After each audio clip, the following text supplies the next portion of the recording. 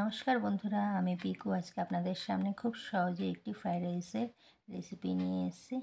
তার জন্য আছে কাজু, কিশমিশ, বিনস, গাজর, ক্যাপসিকাম আর এদিকে সমস্ত গোটা গরম মশলা, তেজপাতা ধুয়ে পরিষ্কার করে আমি এখানে রেখেছি, কারণ তেজপাতাতে জানিনি তো কীরকম ধুলো থাকে। আর এদিকে ভাতটাও করে নিয়েছি, একদম ঝরঝরে ভাত, একটু ঠান্ডা করতে দিয়েছি। এখন কড়াই বসিয়ে দিয়ে কড়াইতে আমি দিয়ে দিলাম 2 চামচ ঘি।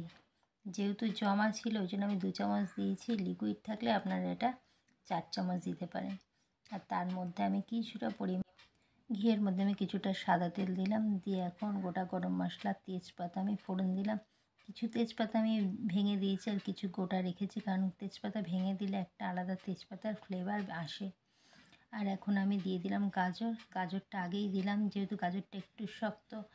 আর তারপর নুন দিয়ে নেড়ে চেড়ে নিয়ে এর মধ্যে বিনসটা দিলাম, তারপরে ক্যাপসিকাম। এগুলো তো একটু নরম, ওই জন্য এগুলো পরে দিলাম, যেহেতু গাজরটা শক্ত তাই আগে দিয়ে এখন ভালো করে এটাকে ফ্রাই করে নেব। আর ভাতটা দেখুন হয়ে গেছে।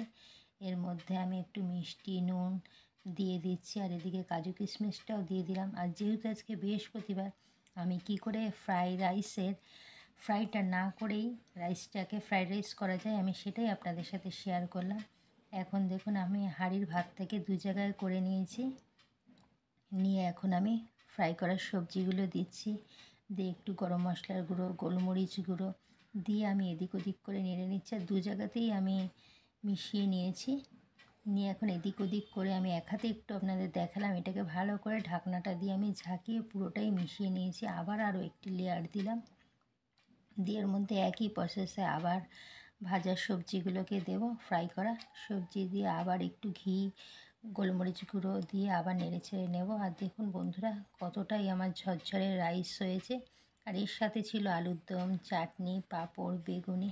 আর শেষে আমি দুপুরের থালিটি শেয়ার করে দেবো। আর বন্ধুরা আজকের এই ফ্রাই না করেই ফ্রাইড রাইসের রেসিপিটি আপনাদের কীরকম লাগলো অবশ্যই লাইক কমেন্ট শেয়ার করবেন। ভালো লাগলে সাবস্ক্রাইব করে আমার পাশে থাকবেন বন্ধুরা। দেখুন কতটা ঝরঝরে হয়েছে, একদম ঘরোয়া পদ্ধতিতে, একদম খুব সহজেই। আর বন্ধুরা আজকের রেসিপিটি আমি এইখানেই রাখছি। টাটা, ভালো থাকবেন সকলে।